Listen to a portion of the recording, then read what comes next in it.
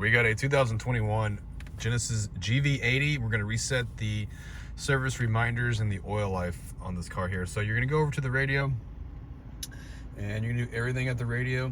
You're going to need to hit the menu button here to pull up this menu here and scroll over to the right using the dial pad, and you're going to go over to setup. Okay, you find setup, go inside setup, and you're going to go to, where are we going?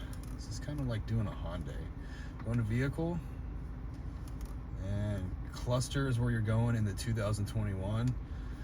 Okay, sometimes, especially with Hyundai, they make you go into convenience. Okay, if you can't find what we need in cluster, go to convenience, but on this one it's going to be in cluster. Okay, cluster, service interval, enter. Okay, ours is enabled, so it will show us the reminders when they're time and due. Okay, if you go into distance, you can manually put in the distance, duration, manually put in duration, how many days. We're going to go straight reset, hit yes,